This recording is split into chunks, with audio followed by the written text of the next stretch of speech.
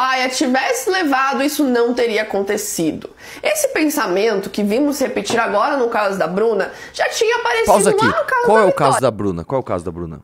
O caso da Bruna é o caso de agora. Ah, ela da vai explicar Vitória, ainda? Isso. Tá. O da Bruna, o que aconteceu? Ela foi na casa do namorado, ela era uma estudante da USP, morava na Zona Leste, ela foi na casa do namorado, quando ela estava voltando pra casa pra buscar o filho, alguma coisa assim, esse cara seguiu ela na rua, um cara aleatório. É um cara X. E aí matou ela sufocada, enfim. Nossa, que história Horrível. estranha. Do nada, o cara foi lá e matou ela sufocada? E aí tá tendo as investigações, já tem uma suspeita de quem é o cara, estão procurando, mas ele tá foragido. Era conhecido dela, ex-namorado, algo assim? Acho que não, eu não sei, isso aí eu já não sei. Vitória, vocês lembram? E esse pensamento só Da mostra Vitória como... você lembra, né? Da Vitória. Lembro do pai, né, que virou suspeito, não sei Mas o que lá. não foi ele, tá? O pai era inocente. Tem gente que ainda acredita que mulheres só estão seguras quando estão sob a guarda de um homem. A lógica é essa. Se uma mulher anda sozinha à noite, ela tá se arriscando. Se algo acontece com ela, a culpa é dela. Pausa. Ou de algum homem próximo. Deixa eu te falar uma coisa, querida. Existe um dado estatístico de que mulheres sozinhas sofrem mais agressões, assaltos, violência de uma forma geral do que mulheres acompanhadas de homem. Isso não significa que uma mulher andar sozinha na rua, ela é culpada dela sofrer essa violência, mas existe uma estatística, não é uma ideia abstrata. Existe uma ideia abstrata de que mulheres acompanhadas de homens estão mais seguras. Não, isso é meio que real, tá?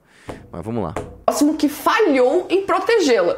Como se o papel do pai, do namorado ou de qualquer homem ao nosso redor fosse nos escoltar como seguranças particulares e nos proteger.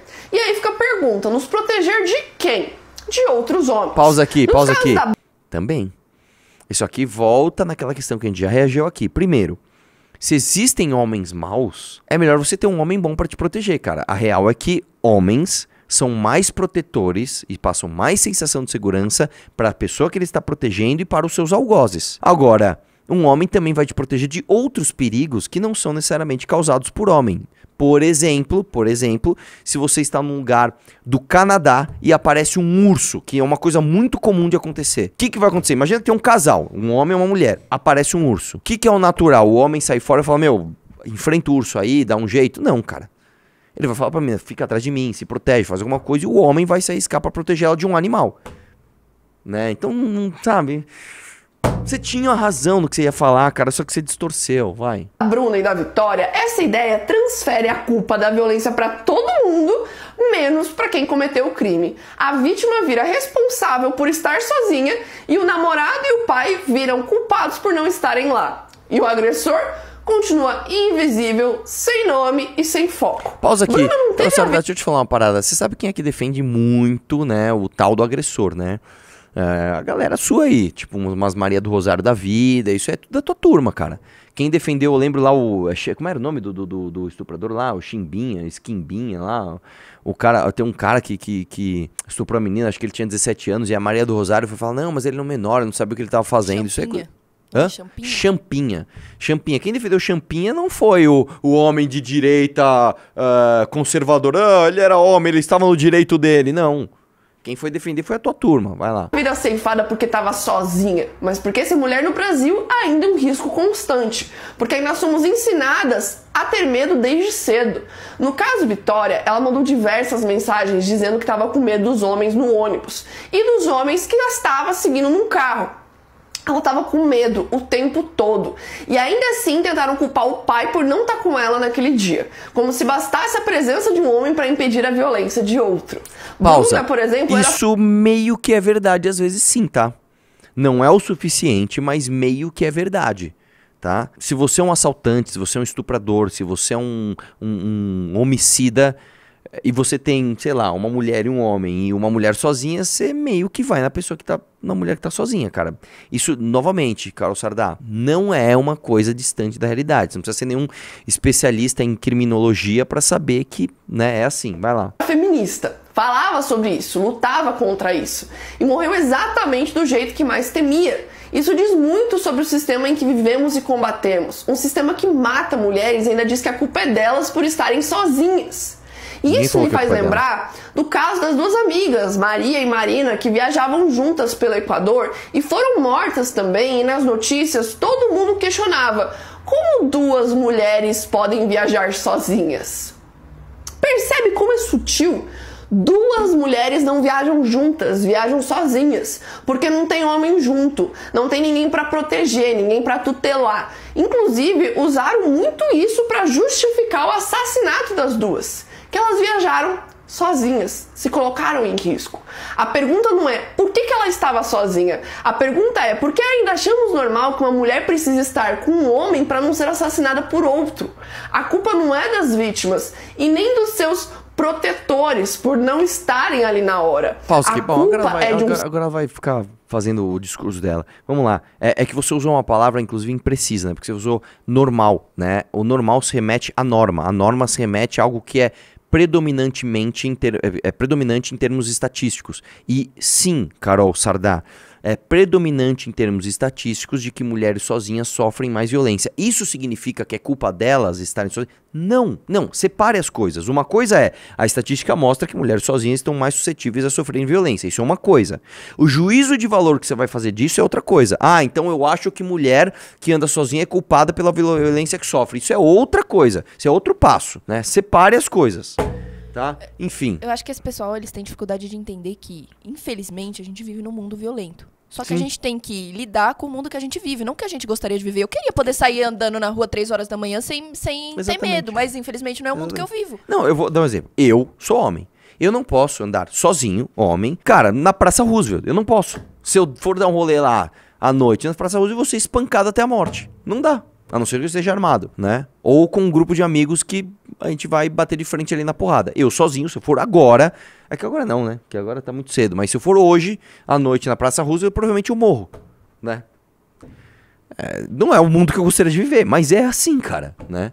E se eu for lá e for espancado até a morte, a culpa não vai ser minha. Vai ser de quem me espancou até a morte. E a menina da minha sala que mandou a prova de 3 horas em 4 minutos e achou que o professor não ia reparar. Vamos ver. Peraí, mas como assim? Era uma prova que você entrava e fazia... Provavelmente era aquelas provas que você entra e responde online, sabe? Por exemplo, ficou disponível a prova, eu entrei e respondi. Ah, entendi. Entendeu? E aí eu mando a resposta. Porque ela tá com o notebook, no mínimo é com consulta, né? Como é que você resolveu a prova em 4 minutos, sendo que as aulas eram 3 aulas de 50 minutos? Assisti acelerado. Ele disponibilizou as aulas que ela deveria assistir, 3 aulas de 50 minutos. E a prova. Então você tem que assistir as aulas e fazer a prova. E ela fez tudo isso em 4 minutos.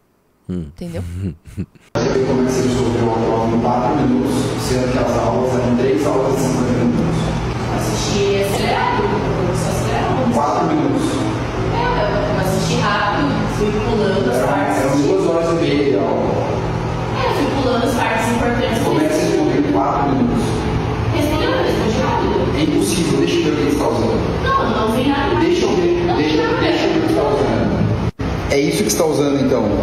Mas eu só mandei as aulas, ele resumiu as aulas pra mim, eu li, eu entendi o que ele resumiu. Então você não viu nenhuma aula e você não respondeu nenhuma questão. Eu não assisti, mas eu vi o que ele resumiu. Então você não viu nenhuma aula e não respondeu nenhuma questão. Você colou. Pode sair de sala. Pode sair de sala, pode sair. Vamos lá. Sua opinião. Minha opinião é polêmica. Polêmicas. Primeiro é o seguinte, o brasileiro, nem pra ser esperto ele é esperto. Até pra ser esperto ele é burro. Cara, você não faz isso. Né? Você não resolve um bagulho em 4 minutos. Dá uma disfarçada. Né? Dá uma disfarçada. Agora, existe um objetivo. Qual é o objetivo? O objetivo é responder tais questões. Se eu levo 3 horas assistindo a aula pra ir lá e responder, ou se eu resumo tudo numa inteligência artificial, pego as respostas e coloco, o problema tá no método de teste. Você desculpa. Professor, com todo respeito, o teu método de teste tem uma falha gigantesca. Eu vou contar uma história minha, tá? Certa vez, tinha uma matéria na faculdade que eu tinha muita dificuldade, muita. Eu não conseguia aprender aquilo, eu era burro naquilo. Eu era Bobson. Eu não conseguia aprender aquilo, não conseguia aprender aquilo. Só que eu sempre fui muito bom de comunicação. Eu sempre conversei com um monte de gente. Eu sempre sempre conheci todo mundo. E um dia eu conheci um veterano, que um irmão dele mais velho falou, cara, o professor que você tem desta matéria, ele tira os exercícios de um livro de inglês assim, assim, assim. Um livro em inglês assim, assim, assim. Eu procurei o livro e achei o livro. O livro era gigante, maluco. O livro era assim, ó. E essa prova era uma prova que podia consulta. E aí eu peguei, achei neste livro os capítulos correspondentes às aulas que eu tive naquele bimestre. Falei, bom, eu vou fazer o seguinte. Você podia levar uma folha de rascunho. Você podia pegar uma folha de sulfite e escrever, né? Que, aliás, um dia eu conto essa história completa, tá? Essa história é repleta de injustiças. Porque, por exemplo, o professor falou assim, ó. Não pode xerox. Então você não pode ir lá na xerox e ficar reduzindo a xerox e colando. Não pode. Não pode recortar e colar. Não pode fazer nada. Você pode pegar um papel e uma caneta e escrever com a tua mão uma folha de sulfite A4 e escrever o que você quiser ali. Aí, cara, pegava as meninas, principalmente as meninas mais gatinhas, elas faziam escama no papel, cara. Você pegava o papel delas, elas escreviam assim, escama, ia dobrando. O papel delas parecia um peixe, que você ia abrindo, tinha 1 milhão de coisas. O professor não falava nada, né? Enfim, eu peguei e achei os exercícios correspondentes àqueles capítulos. E eu fui lá, peguei minha folha e escrevi os exercícios minúsculos, mas escrevi lá. Falei, mano, vamos tentar sorte, vamos ver o que vai dar. Mano, chego na prova, os exercícios são exatamente iguais. Eu falei, não acredito, amigo, eu não acredito. Porque eu tinha pego o DP dessa matéria, a 1 e a 2. Então, eu não vou falar o nome da matéria, mas vamos supor que é microfone, vai. Matéria microfone 1, matéria microfone 2. Eu peguei DP da 1 e da 2. Eu fui fazer a prova da 1, levei essa consulta. Beleza, tal. Porra, da hora. Só que a resolução dos exercícios no livro era muito resumida. Era muito rápida. E aí eu peguei e falei assim, cara, será que eu encho de firula aqui? Será que eu não encho? Mas quer saber? Eu vou fazer resumido mesmo, porque aí eu tiro uma nota ok, mas eu não vou, né, gabaritar a prova, né? Porque ninguém gabarita aquela prova, né? Enfim, eu não sou nenhum gênio, beleza. Eu copiei igual. Mano, tirei 10. A hora que veio minha nota, eu falei, fudeu. Cara, ninguém tira 10 nessa prova, que dirá eu? E aí... Falei, bom, o professor vai perceber, né? Fazer o quê? Pelo menos 10 eu passei, que era exame, passei. Só que aí chegou na prova de microfone 2, que era o mesmo, o chefe da cadeira era o mesmo. Cara, ele entrou na sala, quem é o RA? RA era o registro do aluno. Tá. Eu, professor, ele pegou minha folha e rasgou, velho, uma cuzão, velho. Ele não podia fazer aquilo. Eu falei, professor, desculpa, você não pode fazer isso, né? Eu tô dentro das regras. Você falou, é uma folha de sulfite... Com a consulta, eu escrevi minha consulta aqui à mão. E eu não quis ser cuzão, mas, mano, na minha sala tinha um... E a galera tudo assim, né? Porque, mano, as meninas com folha de escama, os caras todos com xerox, e a minha tudo certinha. O professor foi lá e me fudeu. Enfim, essa foi a origem da minha briga na faculdade de Mauá, inclusive. Um dia eu vou contar essa história completa. Um dia eu vou escrever um livro e vou contar. Tadinho mesmo, foi foda. Fiquei com dó. Então, se você é esperto, seja esperto, inclusive pra ser esperto.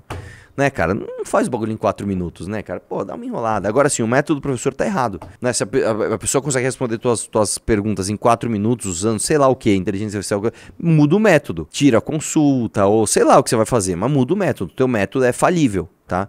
E a menina, ela não disfarçou, mas você pegar uma pessoa que vai fazer exatamente a mesma coisa que a menina, só que disfarçar você não vai pegar, o professor está errado nessa história. Ela podia ter demorado menos de 4 minutos, mais de 4 minutos pra enviar a prova, né? É, velho, demora um pouco mais, cara, demora um pouco mais. Fazer o quê? Eu já fiz prova online, cara, e normalmente provas online são fáceis, tá? Na moral, assim.